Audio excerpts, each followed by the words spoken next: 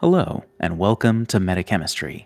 This is episode 85, and we're back for our second part of this two-part series talking about the reinforcement change that happened at the beginning of February.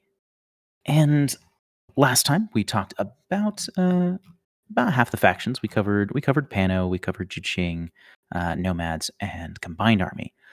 And in case you hadn't listened to the first one, go check that out if you're interested in hearing our thoughts about those factions. But otherwise, we're talking about what changed in reinforcements briefly, as the changes were brief, as well as the new profiles that came into these factions and sectorials, going over their profiles a little bit, talking about how they might change the faction, uh, talking about some of their fire team options and things along those lines. Basically, just kind of our initial first impressions on how this influx of units kind of shakes things up in the game.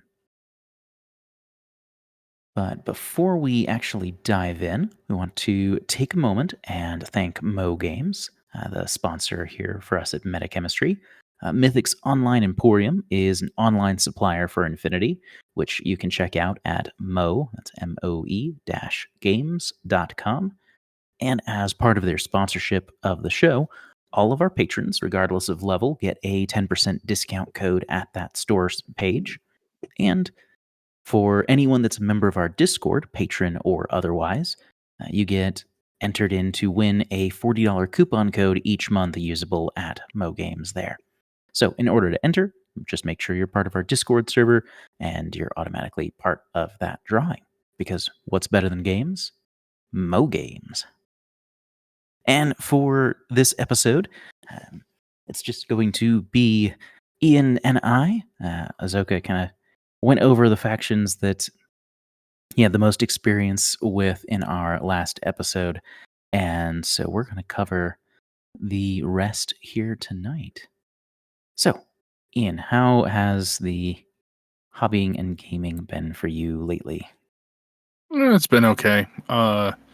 Hit a tournament yesterday. Unfortunately, they had a family medical emergency, so I had to leave after one game. Yeah. So that was unfortunate, but everything ended up being okay. And I checked the rankings at the end of the tournament, and even missing 2 of the 3 games, I did not come in last place. There you go. But yeah, other than that, yeah, we've been doing some different stuff at the wider group. We Games Workshop released Warhammer: The Old World, so we've been kind of getting back into that with some of our old armies and stuff we've had for the last, sitting in closets for 15 years. So Yeah. been having some fun there, and various smattering of other games here and there. But yeah, it's primarily Infinity as much as often as possible. Right? Yeah, I'm kind of in a similar boat there. I've been playing mostly more Steel Phalanx, kind of hopping around. I'm still, uh, not in any way inspired by our recent episode on the topic. Been jumping around different things to just kind of see what I feel like settling on. And then, of course, this update comes out, and I'm like, wait, maybe I do go back to OSS because now they have a bunch of new units to play with. So we'll see how that goes. I should be getting that box very, very soon. But yeah, otherwise, just weekly pickup games, which have been a lot of fun. We've had a couple new faces in the last month. We've added 2 new players to the scene, which is great. Love to see the local community growing. Always a good thing.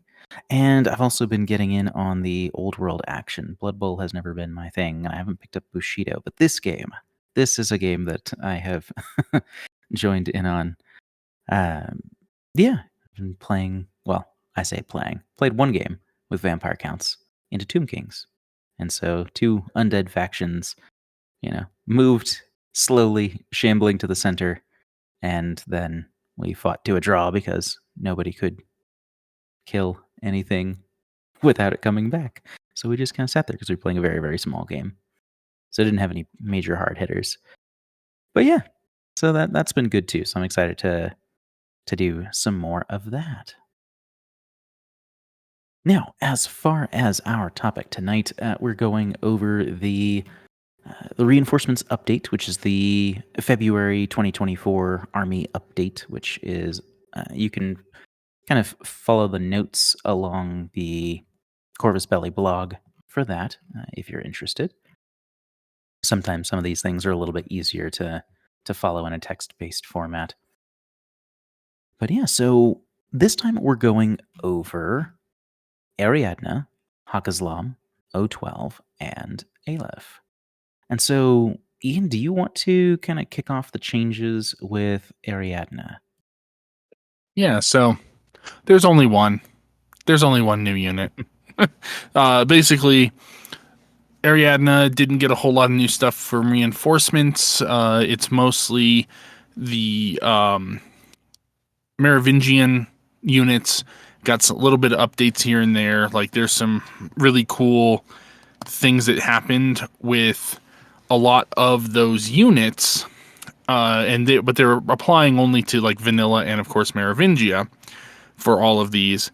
But it's things like the Moblots got a little more granular, and they got some tack aware profiles, like the paramedic with AP rifle has tack awareness, and then they have some extra options like getting mimetism on some of the guys that aren't the infiltration guys. So like the engineer has mimetism now, and then you also have mimetism, AP Spitfire +1 damage, and a tack awareness, mimetism, heavy machine gun. Not the one that has the sapper profile, but there's a little more options there, and that's really, really neat.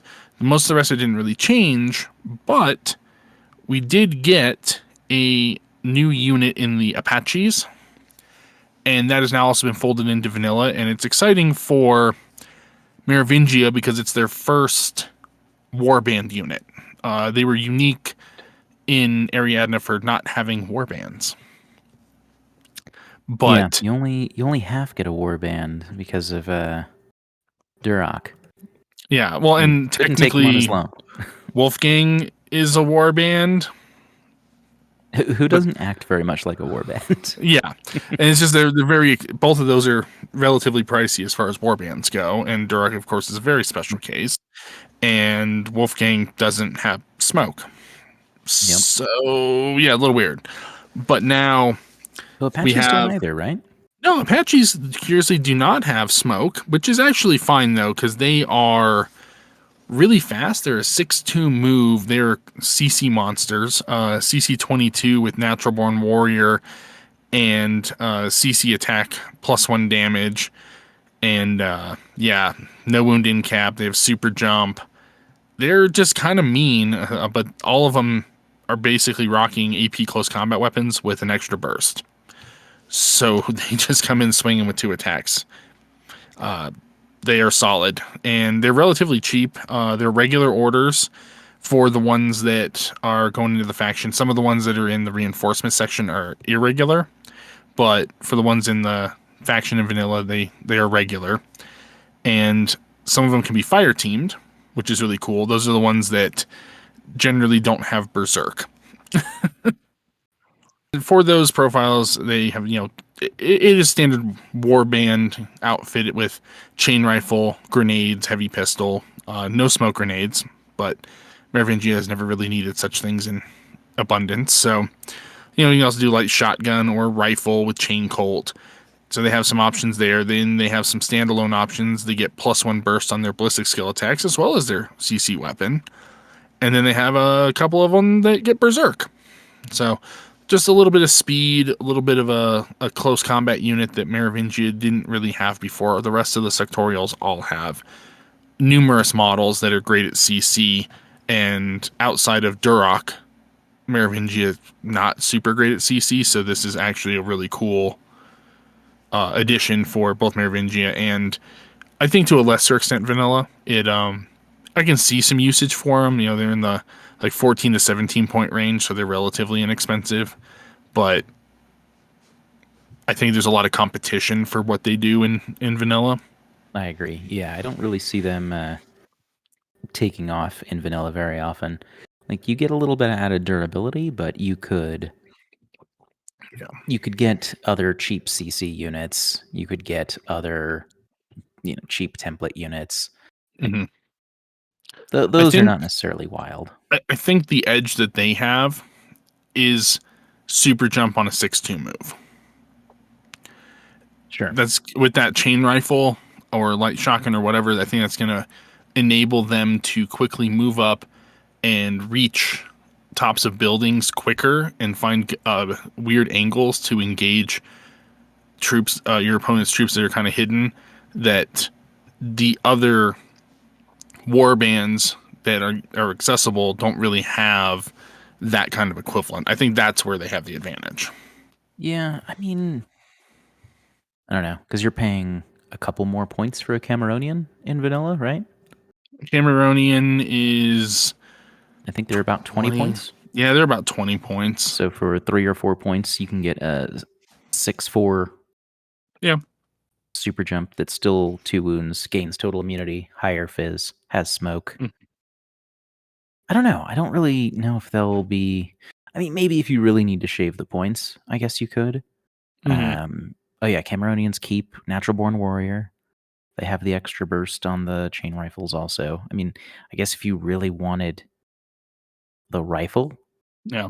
Well, the other side of it is though these are AVA 2 and Cameronians are AVA 1. So I guess it's kind of sure, more of a which option can you fit versus how many of them can you take? Because I could sure, see running a Cameronian and an Apache, or even a Cameronian and 2 Apaches, especially with them being with the Apaches being regular. I think that slightly that edges helps. them. Although if you're going to be spending the orders on it anyway, the irregular isn't really a drawback. True. Yeah. So I think that's interesting. There wasn't a lot of addition into Ariadne, but did Apaches make their way? And I don't look at Merovingia that closely, to be honest. But were Apaches part of Merovingia before the reinforcements rollout? Yes, yes. Well, they were not part of Merovingia before reinforcements happened, but when reinforcements happened, The they beginning of the month were update. added to Merovingia. So they were, Gotcha. since reinforcements dropped, they've been part of Merovingia, and now they've been added to Vanilla as well. Gotcha. Okay.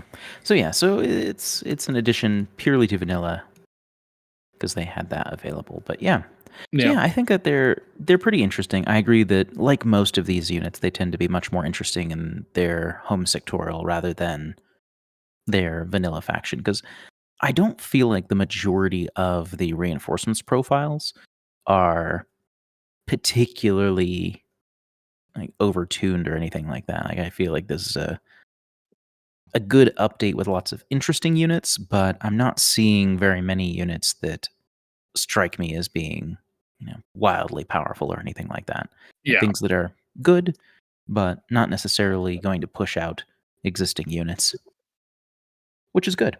Hmm. I agree. So yeah, well then let's take a look at O12. So O12, on the other hand, did get quite a lot of units, not a tremendous amount, but they're on the top end as far as new units being added. So for O12, and these also all appeared in Starmada, which was kind of surprising to me. I did not expect them all to shuffle into Starmada as well, but that is really exciting. I wonder how many of these will make their way into Torchlight Brigade, but we'll find that out fairly soon, I think. Yeah. Um, but Honestly, I these, could see a realignment of several of them into Torchlight and taken out of Starmada at that point. I sure hope not. Yeah, I'm That not would saying be all of awful. them, but I think a couple of them, like I could see the logic of them being moved to the other. I would think with Torchlight being so close that they Hmm. just wouldn't have bothered to put them in Starmada if they weren't going to leave them there. I would No, feel bad for people that purchase this box and then, spend 70 some odd dollars on the box and yeah, then can't use half of it. and that is fair. So hopefully that's not the case. But yeah, this update gave us the jackboots, the Vidocq, the Ments, and the Nightshades. again, to both Vanilla O12 and Starmada. So let's start off with the jackboots. The jackboots are pretty interesting. They're moderately cheap, uh, maybe kind of expensive for a line trooper, but they're an armor 3 BTS 3 line trooper, so they're just below that heavy infantry threshold. And they have total immunity, and that's kind of the extent of their extra skills and equipment. But that's a really interesting option because you see a lot of flash pulses. I think that's a very common thing, especially in higher end factions with that are trying to make room in their lists for the big toys. You see a lot of flashbots and the like, and war cores are pretty ubiquitous. And so having troops that can just either ignore them if they want or engage them without any consequence is pretty great. And they've got a decent spread of options. The heavy rocket launcher and light shotgun stands out as having a nice long range piece. They have an engineer and a paramedic that have a +1 damage submachine gun and light riot stopper, and the engineer gets decharges, and I think those are pretty solid loadouts. Because once you get close with a submachine gun, being able to throw damage 14 out of that is pretty great. And they can join fire teams. I believe that they are limited to the security fire teams, which are the base line trooper teams of Starmada. But they can also join Choxa. So they can be part of a Choxa long arm team. So that's kind of interesting. But yeah, you can bring along a specialist. Now, being 1 wound in total immunity is not quite as valuable in terms of shaving off saves from DA and explosive or things like that. But sometimes that'll make the difference. They also have a Spitfire Light Riot Stopper NCO option. They have a Forward Observer with a +1 damage combi rifle option.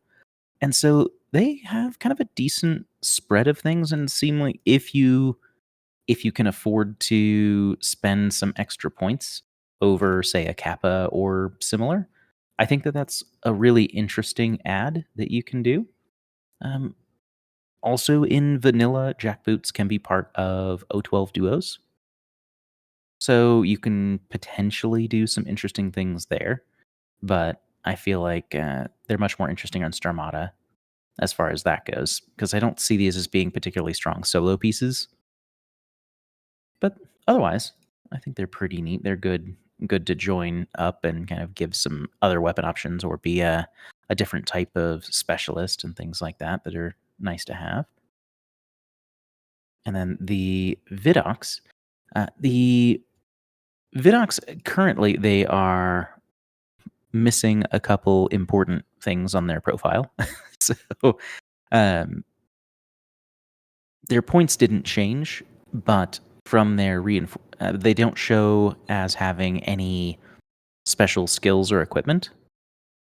But if you look at their reinforcements version, they had mimetism -3, NCO, stealth, and terrain total, which not having any of those is pretty significant.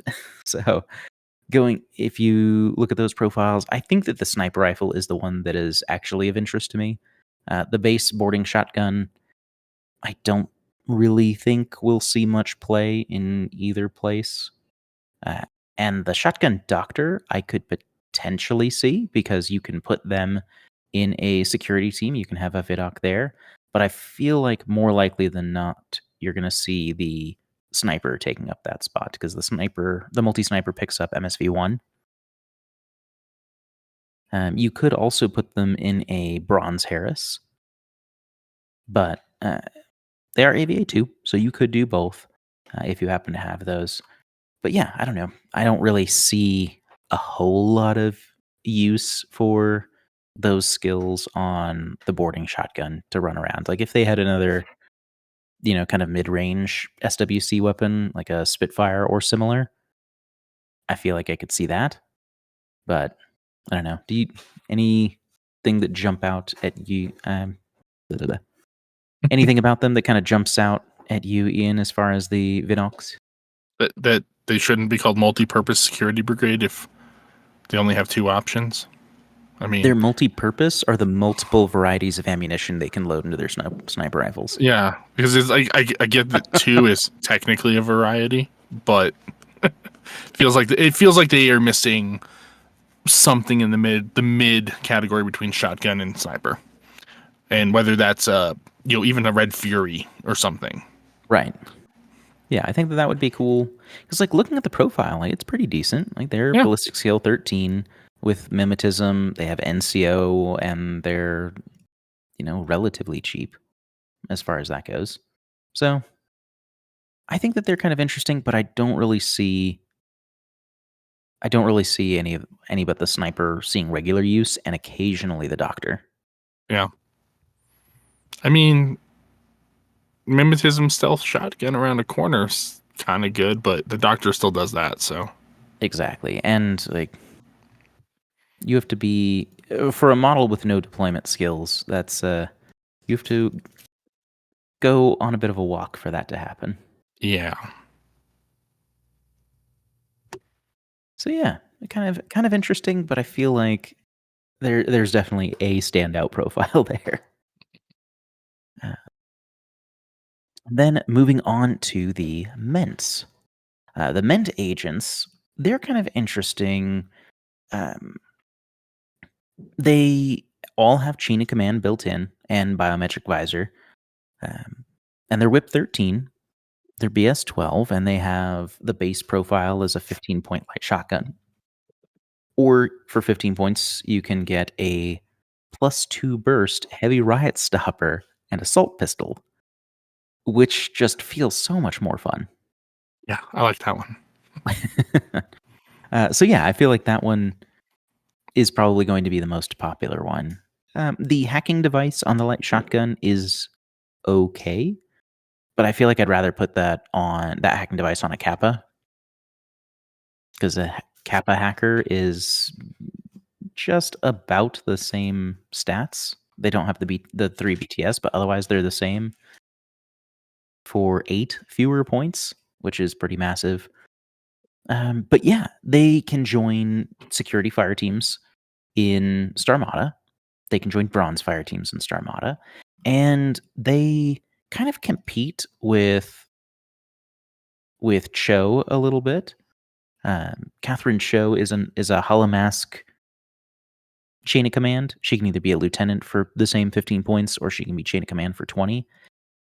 But I think that these will probably beat her out for that role most of the time, unless you were trying to build a security team for the composition bonuses, because she contributes to the security composition, whereas Ments do not.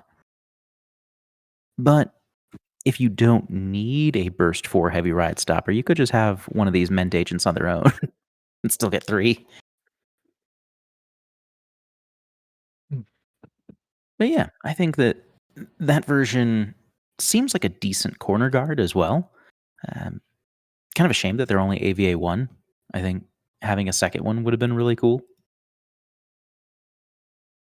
But yeah, I think that those are interesting. Uh, and I kind of like the Ments. Like, mostly that Mm, heavy riot stopper is a lot of fun. yeah. And then lastly is the Nightshade. And the Nightshade, I think, is probably the most interesting of the additions, because it's very different to kind of anything else in O12. Like, O12 doesn't really have much in the skirmisher space. And before this, there were in vanilla, they had the gangbusters and the razors, which are, I mean, the gangbusters lose camouflage but gain MSV1 and have some deployables and fun stuff like that, of course. And the razors are kind of your semi-standard Mim 6 skirmisher. But the Nightshades, they are a Mim 6 skirmisher. They don't have infiltration, but they do have forward deployment plus 8 inches. They do keep camouflage, they keep Mim 6, and they are a close combat unit. They're CC 22. And super jump. And super jump. Yeah, so they're They're 4/4 move with super jump. They have terrain total. They have stealth. They have martial arts 3 with CC 22.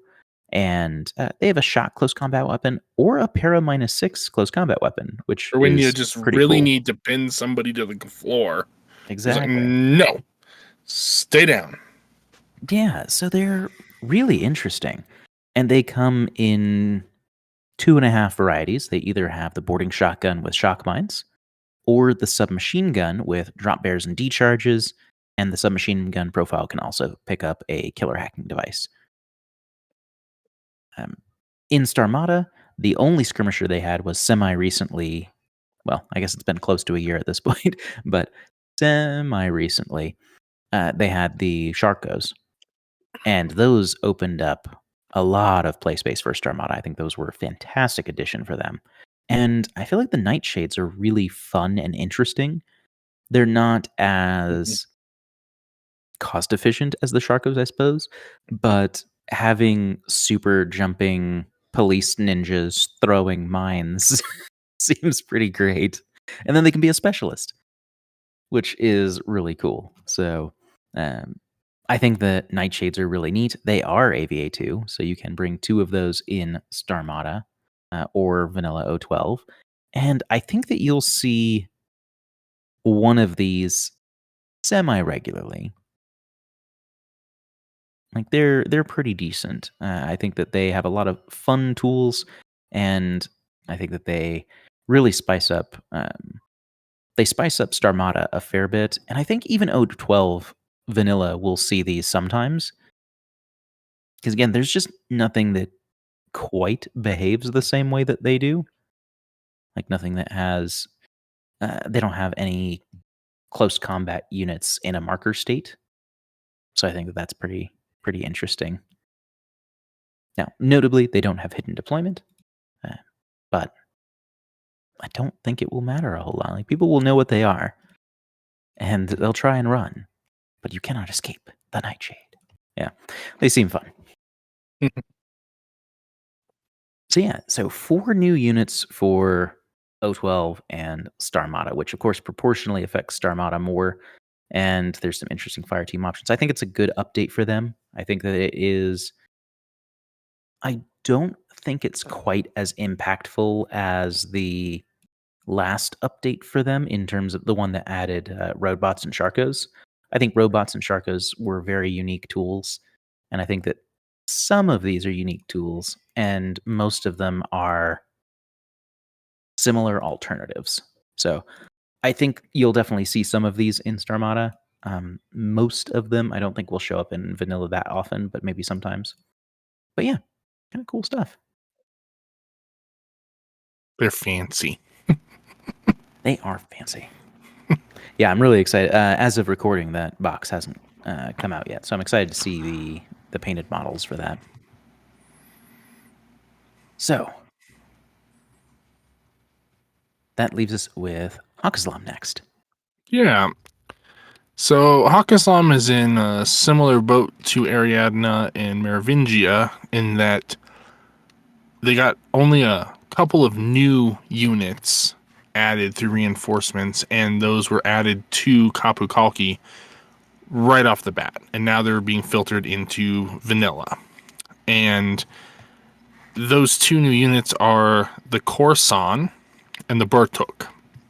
Now the Korsan is interesting. It's a light infantry. It's a CC model. It's a 6/2 move with CC 21 rocking CC attack -3 and natural born warriors. So it gets cancels your martial arts and gets its own uncancelable version of what martial arts level 1 basically. Yeah, Yeah. close. So Everyone's favorite skill combination right now. yeah, and then it is only BS 11, which is fine. It's not really its thing. It's in there to get in there fast and chop things up. Fizz 13, so that's generally solid. Whip 13, not that that's really going to come up, but whatever. And only 1 armor, has 3 BTS. That's all good. But it's got climbing plus, it has dodge plus 2 inch, and terrain 0G, so it is relatively mobile. probably get where it's going, especially if you have something else in the list that's throwing down smoke for it. So they do have a few fire team options if you're playing Kapu, and that'll be a chain rifle with grenades and a heavy pistol for 13 points, or a light shotgun with +1 damage and a heavy pistol for 16, and then there's also a submachine gun with grenades and heavy pistol for 17, all of which I like. They also have a 14-point +2 burst chain rifle profile that I can see being very popular. The damage fan. Yeah, and they also have a 19-point, and this one I do really like, 19 points for submachine gun with +1 burst grenades. Just they're chucking out templates. I love it. It is pretty funny. I think regular grenades are honestly an underutilized piece of equipment, so that makes me very happy. Outside of that, then there's the Bertuk, which is the Aerospace Engineering Regiment. These guys are pretty cool, heavy infantry, standard 4-4 move, CC-16. They're not in there to mix it up, but a little bit better than average at BS-12, so that's cool. Phys-12, Whip 14 though, so these guys are actually solid for doing special, objectives and stuff, being specialists, because every profile is an engineer. And they're Armor 3 and BTS 6. They are only 1 wound, which is unfortunate because they don't actually have any no wound in cap or anything else. Yeah, they're no wound in cap and shock immune. Was that one that they didn't filter into the normal list? Yeah, let me see. Oh yeah, they missed a bunch of their stuff. It's not in vanilla, but it is in. If you look at them from the copy. Okay, or in reinforcements. If you just look at it, oh yeah, that's true. Also in reinforcements, but if you go to Kapu and look them up, then they show up there. Because otherwise, like they wouldn't even be heavy infantry. Yeah, no, it's very annoying that some of these bugs are still stuck in. But yeah, so they're 1 wound with no wound in cap. Mimetism -3. Terrain 0G, immune to shock, religious. But what's key here is they're immune to continuous damage. So that's a nice touch. Yeah, I mean, not that you want to take a flamethrower to the face, but it's not as scary if you do. It's only causing 1 wound. Help. Yeah, especially being a effective multi-wound model. Like that makes a big difference. If the Bertuk were a 1 wound model with immunity to continuous damage, it's like, okay, that's cool, I guess. But knowing that you're not going to just get burnt off the table with your multi-wound model is really nice. Yep. And then, so their profiles are actually really cool. They have submachine gun with +1 burst EMRAT with AP mines and decharges for 27 points. And that's just a good all-around model. But then they can also swap out that EMRAT for a +1 burst heavy flamethrower for the same points cost. So that's also really good. I like seeing EM weapons on the table though, so that's kind of a neat option. You can go with one or the other. They can also do a 30-point boarding shotgun with Panzerfaust, which Panzerfaust is always the best option if you have it. And then for 31 points, a submachine gun with a +1 damage light rocket launcher. Your sawed-off heavy rocket launcher? Yes, the sawed-off heavy rocket launcher. So they're really, really cool. So yes, they got these 2 new units now being put into vanilla. That said, I feel like, or I'm hoping that there's going to be some more changes down the road, because neither Kapu nor vanilla got the Spitfire or heavy shotgun versions of the Azrael, and the new model coming out is the Spitfire version. Right, yeah. So it'd be nice to see that being able to, I mean, I know you can just proxy it for the HMG or whatever, like that's fine, but it'd be cool to see that actually have the profile, which I think would be neat, just in terms of, instead of the Azrael just kind of sitting back and, being kind of a fire base, actually have it be more mobile and moving up and, taking objectives, utilizing the closer range profiles. Yeah, I think it'd be pretty cool. Yeah, they seem like a pretty decent piece to potentially hold ground with. Yeah. But yeah, I I don't know how much this will really add to vanilla because I don't know how often you'd rather have a Corsan over a Coom Rider Yeah. for half the cost, approximately. Mm-hmm. And like the extra CC prowess and the extra templates might be nice, but you're trading, again, a significant chunk of points. You're trading away smoke. You're trading away the extra speed, the impetuous activation. Mm-hmm.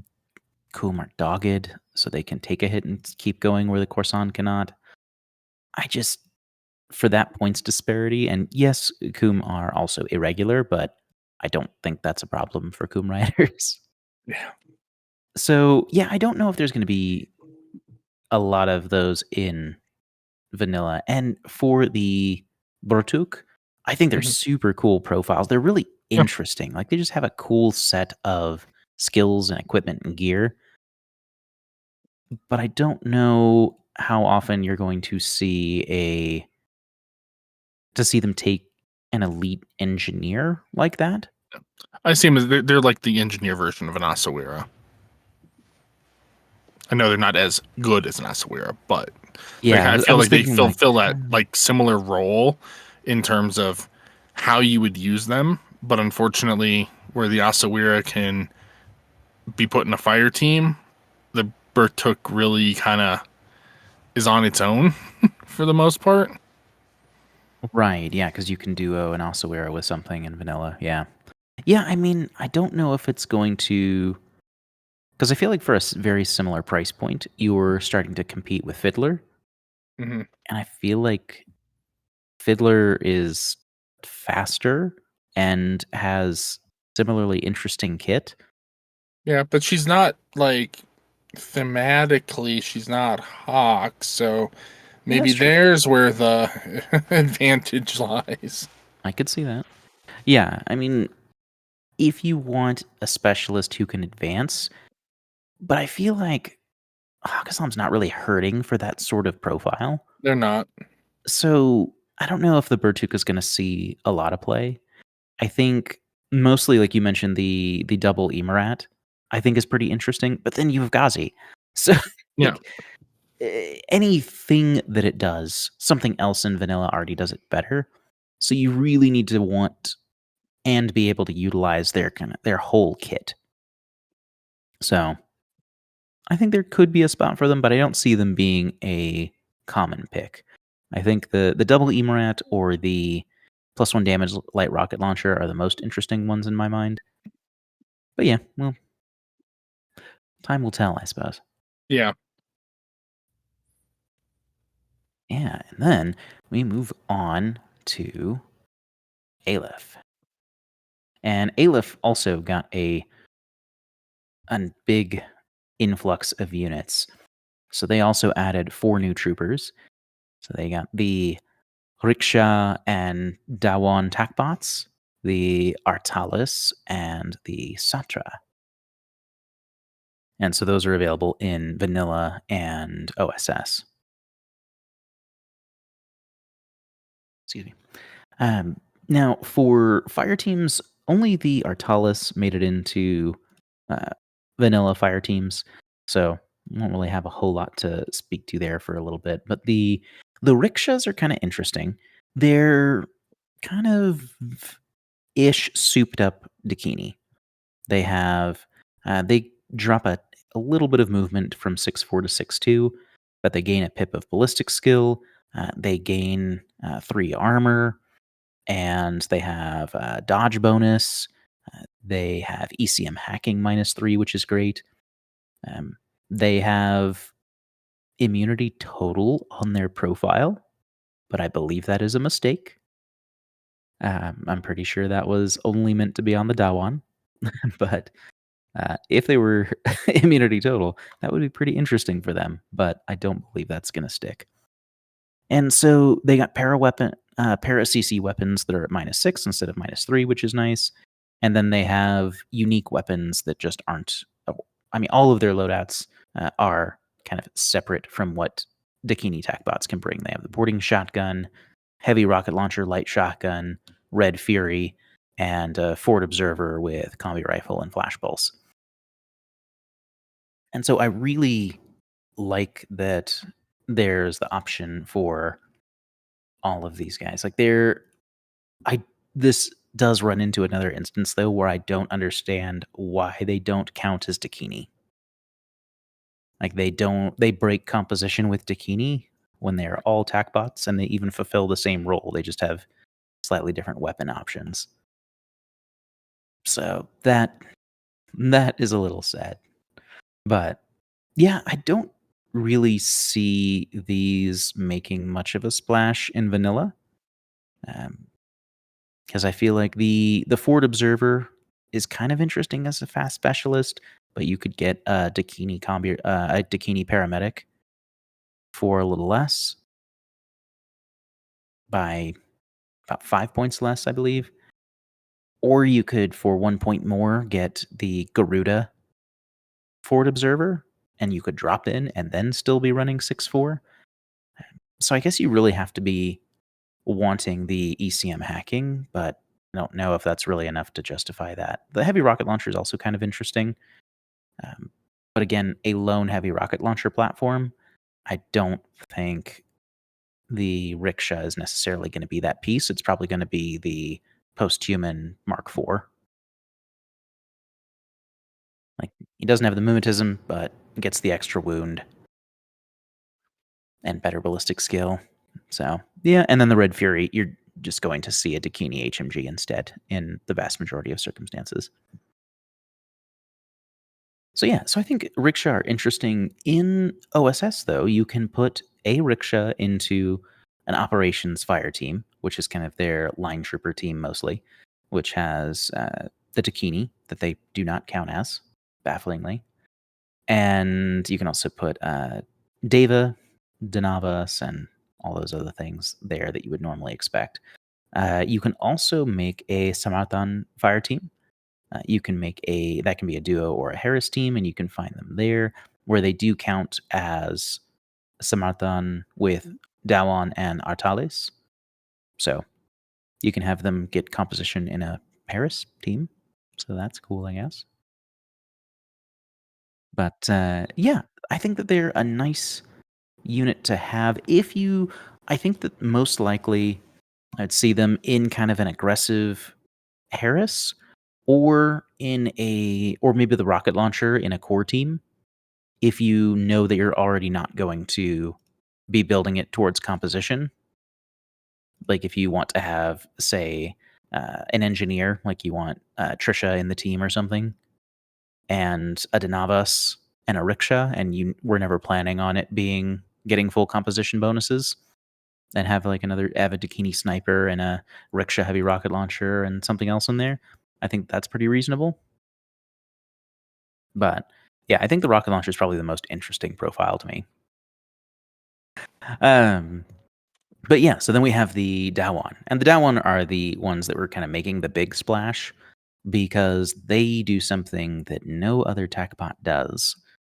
They know kung fu. So Dawan TACbots, they're fast. They have the same 6-4 profile that Dakini do and most remotes do. They have CC 22 with martial arts level 2, and they have either EM close combat weapons or shot close combat weapons, and they always have on all profiles a +1 burst multi pistol. So you can be multi burst in CC with these. They have dogged and total immunity. They get +3 dodge on top of their Fizz 13 with +2 inch dodge. They can dodge 4 inches on 16s. These are very different. And These they are have the ECM. and they still have ECM hacking, yeah. Yeah, which makes me feel better that, Aleph doesn't really supply their troops with firewall tin bots. At least there's some ECM hacking in there. But yeah, so these are effectively like warband units for operations. I think they're still interesting in vanilla, but there's lots of close combat options in vanilla because you have access to all of Steel Phalanx in there. They're still useful, and I think that they will show up. But I think that OSS really benefits from these because they effectively had no close combat units prior to this. They only had Andromeda, and that was it. Nothing else wanted to be in CC under almost any circumstances. So they have uh, the FTO options that can actually join Dakini or Samarthan fire teams. You can have one in a Dakini team, which again, they do not count as Dakini, or a Samarthan team where you can have up to 2 of them. The FTO options have the boarding shotgun, who keeps a shock close combat weapon, and again, the multi pistol +1 burst. The chain rifle and Flammenspeer, which has the EM close combat weapon, or a Pulsar Blitzen, which goes back to a shock close combat weapon. Or if you take them on their own, you effectively get a +1 burst version for the chain rifle and a +1 burst version for the Pulsar if they're not in a fire team for an extra point. And yeah, I think that these are really interesting to have in like an aggressive Harris, where you have somebody who can just go and fight something in CC if you need to, or just something that you need to go pick off. You need to pick off a piece with something you're not likely to outshoot and is likely to kill you coming in. Well, they're probably not going to kill a Dawan in a hit, and the Dawan can move. They're definitely good for clearing corners and the like, and either throwing multiple templates at things or just going into CC and double pistoling with their gun katas or using their EM close combat weapons and the like. Yeah, I think they're pretty cool. I like the Flammenspeers and the Blitzens that are spread through them as well, as Those nice, are like nice. kind of secondary weapon options. And I also think that the model's really cool because it straight up has like disposable blades attached to it, and it just like Right. puts the handle back and grabs another one. Pretty much. Yeah, and like I Yeah, said, I think they're they really seem neat. sweet. Yeah, I think they'll be pretty cool. It was kind of neat to see that they had the sword design of the new Marut. We hadn't seen that on any other unit yet. Actually, we hadn't seen an Aleph sword on any OSS unit except Parvati, I guess. Yeah. On the ITS exclusive one, I think. Mm-hmm. Like, we don't use swords here, but now we do. And then we have the non-remote options. We have the Artalis. The Artalis, I think, are really interesting. Mm-hmm. They are because they have NCO built in, which NCO has kind of filtered into a couple new profiles in OSS, which I think is pretty neat. Vanilla, you're probably still going to be using Eudoros for that task, or one of the other Phalanx options. But the Artalis is really interesting in OSS because they can be part of the Samarthan teams, and they have NCO built in. They have a solid 14 whip, BS 12, light infantry profile, and they can either be engineers, a doctor, or a paramedic. And the engineer or paramedic can pick up a light rocket launcher, which is pretty cool. And they both have decharges, even on the paramedic. Actually, I think every profile does. And then or you can have an engineer or doctor with multi rifle. But they have some decent fire team options. They're a cheap NCO unit. They're the only unit that was added in the reinforcement update to vanilla Aleph duos, which is kind of interesting. Mm-hmm. And yeah, like I really like seeing one of these in a Samarthan Harris because you get a specialist. It can fight decently. It can cover a good chunk of range bands with the combi rifle light rocket launcher, and being able to utilize the 2 lieutenant orders off the Asura in a more flexible way without having to bring you know, 35, 40 point units to take NCO is really cool. So yeah, I think that they're really neat. I think you'll see those not all the time, but I think you'll definitely see Artellus on the field, mostly for that NCO usage, I think. And then there's the Satra. And the Satra are kind of a weird one. I I really wish they had another I really wish they had an SWC weapon, like an actual gun, Hmm. because they're ballistic skill 13, light infantry with shock marksman pulsar or multi rifle pulsar, or they can go to submachine gun and nanopulsar with a hacking device or a killer hacking device. And Cyber mines.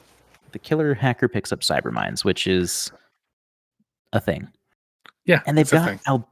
they've got albedo and MSV2, and so I feel like they really want to be able to sidestep or get surprise engagements on enemy MSV models and be able to, put down mimetic targets and the like, but they don't have the guns to do it.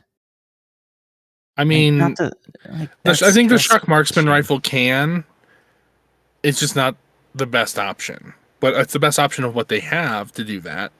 Yeah, like this is a place where I'd really love to have seen a Spitfire Yeah, or or a longer range weapon even, like if they had like a multi-sniper rifle or similar, or if I was feeling greedy, a heavy machine gun.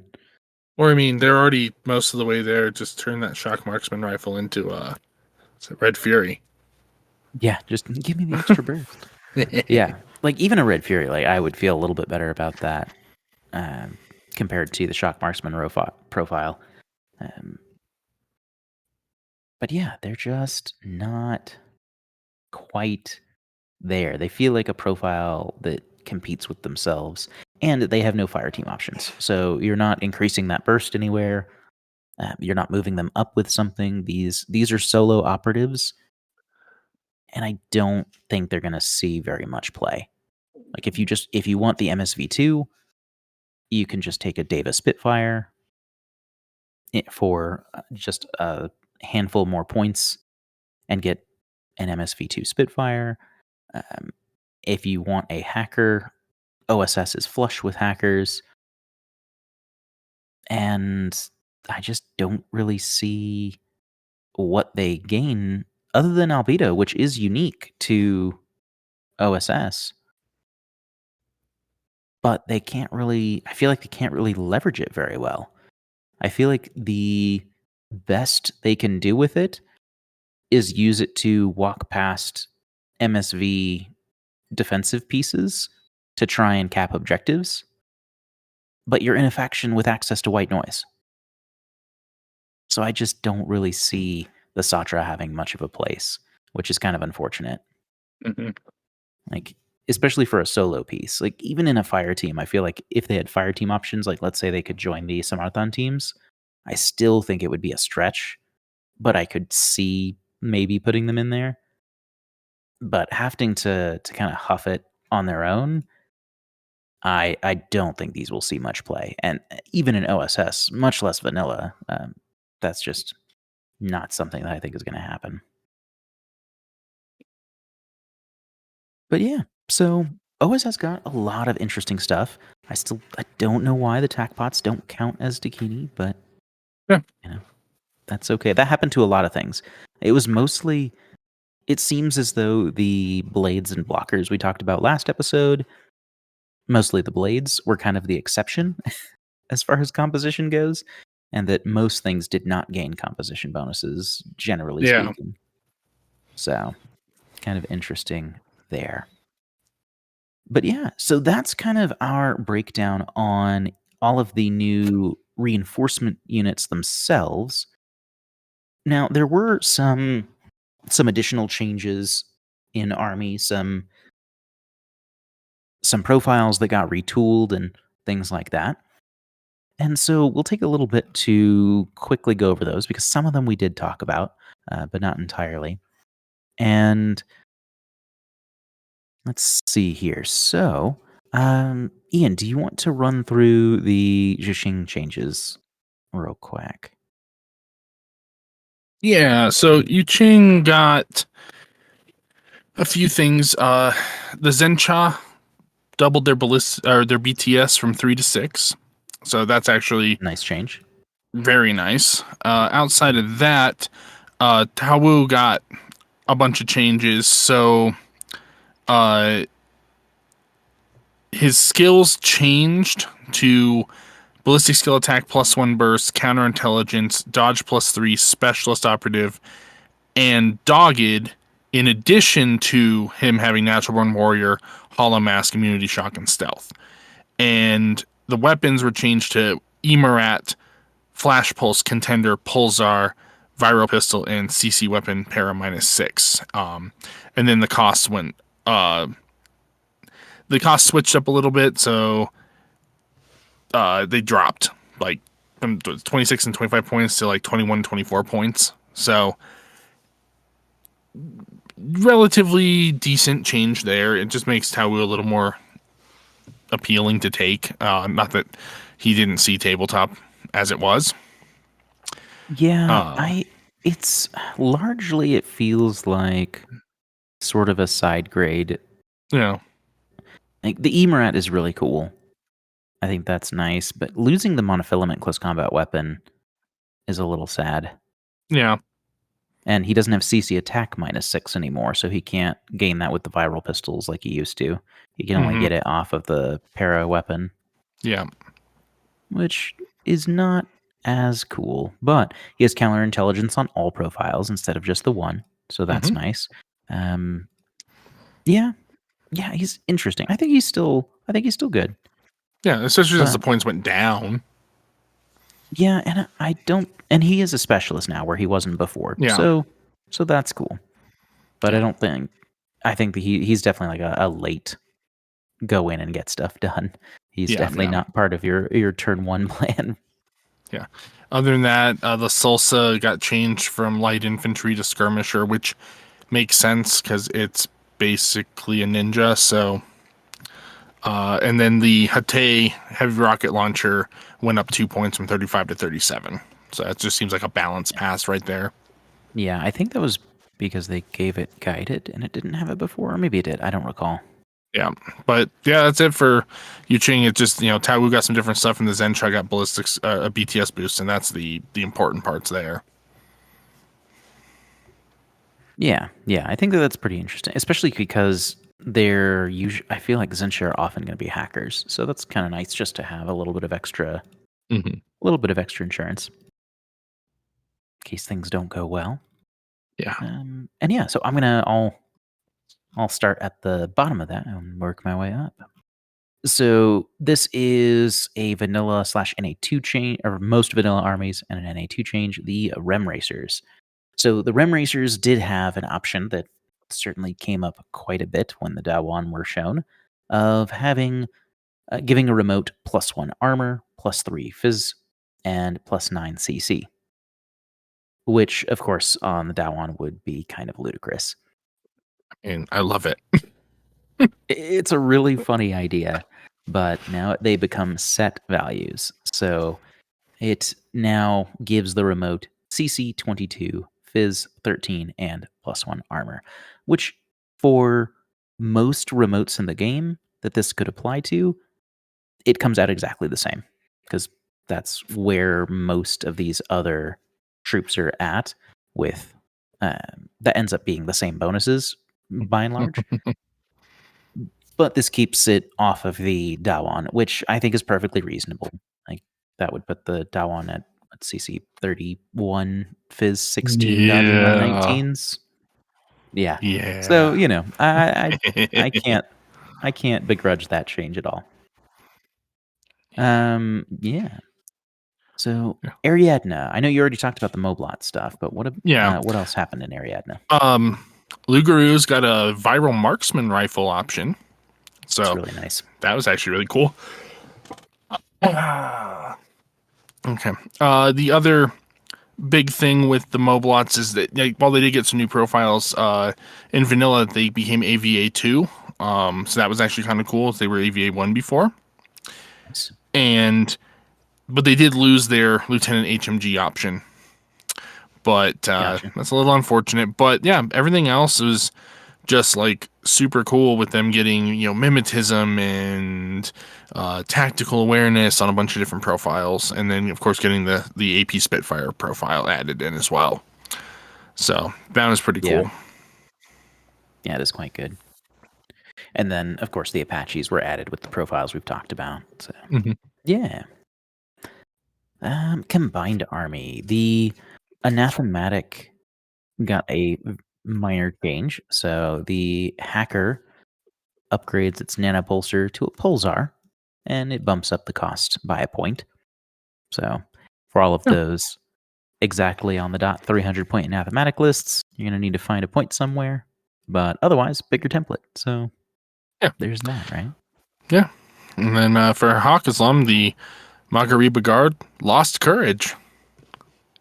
That's Yeah. the Yep. big one that happened there. Other than that, the Sikhs just had a minor uh, terminology update to make the marksman rifle viral a viral marksman rifle, since viral is not technically an ammunition type in N4. Right. Yeah. So just moving that in line. Now, to be fair, the Maghariba, going back to that for just a second, Mhm. did and still has religious. Yep. So you'll use that instead of courage because those two rules don't make sense to have together. Yeah, not how they work in this edition. Yeah. And then, of course, the Corson updates.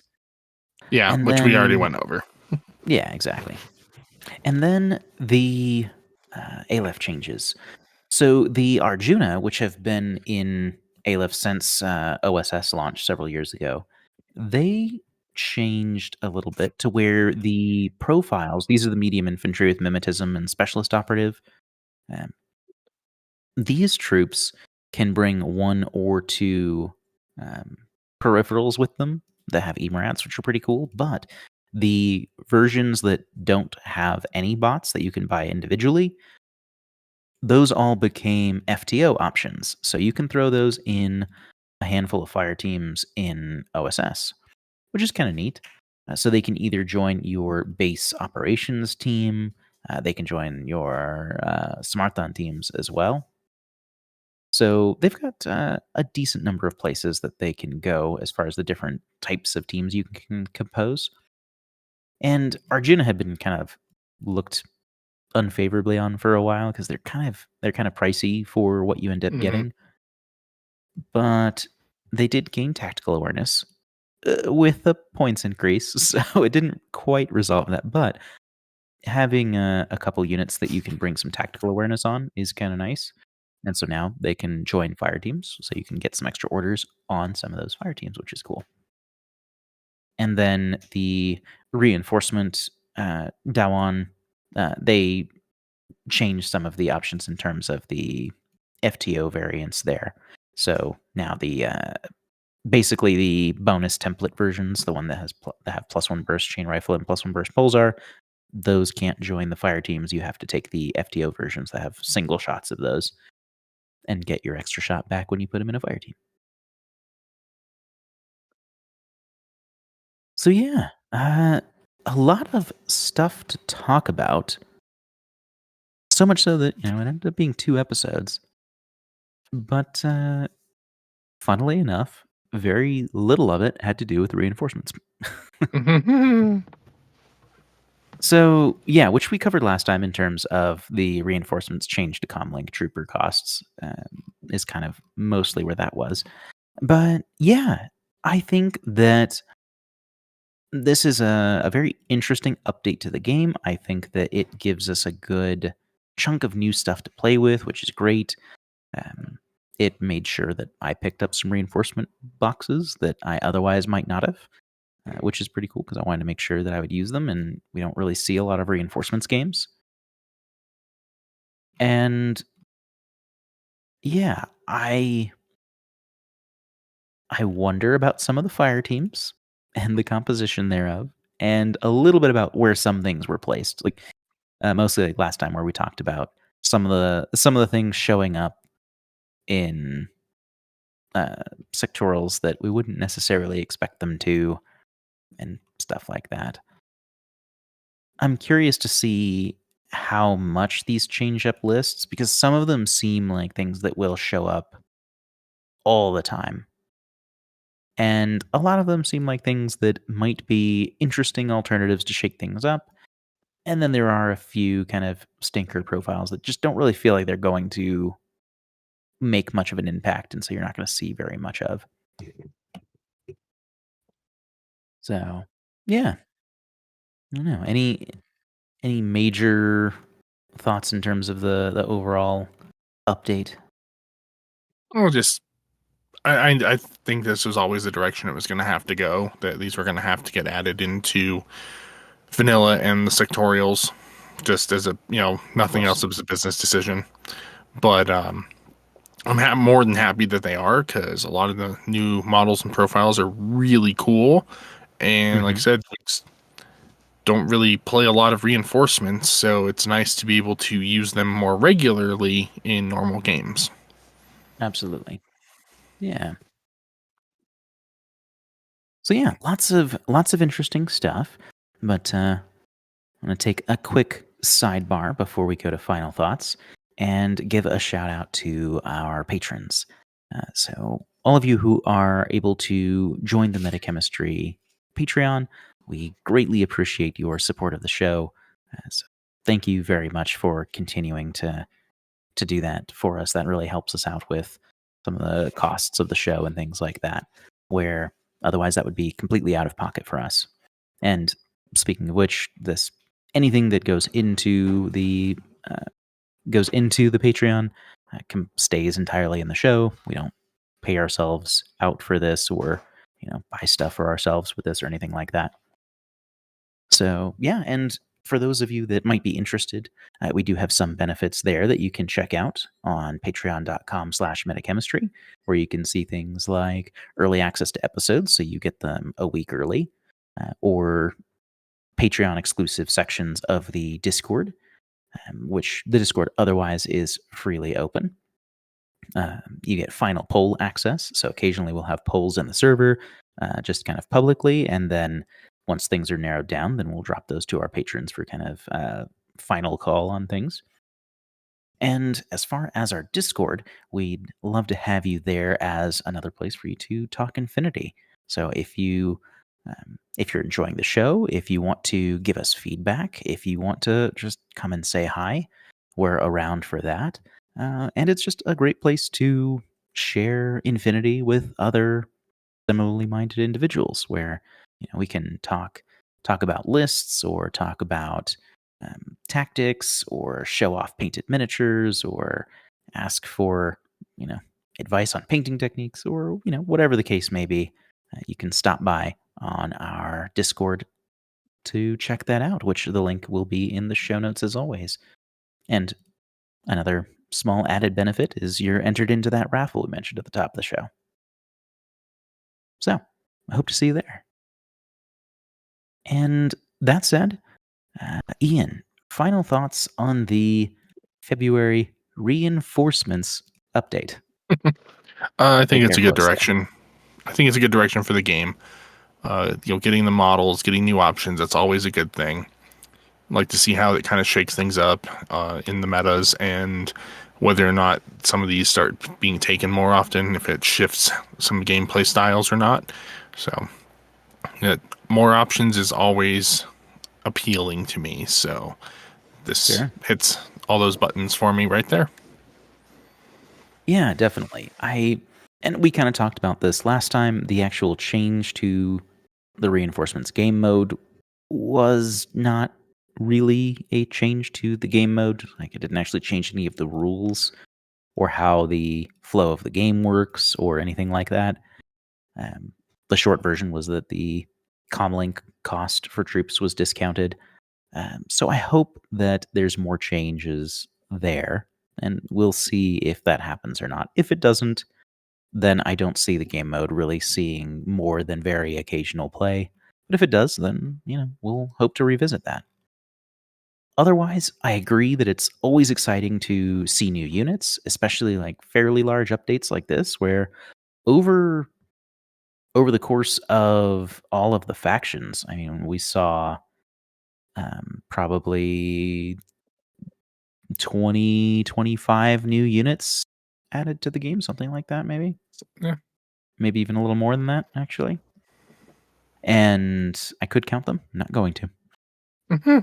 And yeah, so I think that's always exciting to see that there's new stuff to play around with. I worry slightly that things might be applied kind of unevenly and that some sectorials, are finding themselves flush with new options that, you know, didn't really need any help and were doing fine. And others, I think it gave them a nice shot in the arm and are really interesting for it. Like maybe they weren't in dire need of said profiles, but it gives them some cool options to do something different. And then there's a handful in between where I don't think they'll really see a lot of changes anyway. Like, so it's definitely hit or miss in terms of the actual impact that these profiles are making. But it's still interesting to see. I do like that the options are there, though I wonder if some of those maybe should have been allocated slightly differently. But yeah, so we're excited to see new stuff. And speaking of new stuff, there's going to be the Torchlight Brigade coming out pretty soon after this episode releases, I believe. So yeah, I'm interested to see how that turns out and talk about that. Yeah. So thank you all so much for listening. Again, feel free to reach out to us on Discord or on our Facebook page if you have any other thoughts on this reinforcement update or questions, or you want to point out something that we very clearly missed or anything like that. And we'd love to hear it. Now, on behalf of Metachemistry, I have been Devin. And Ian. And that's the meta.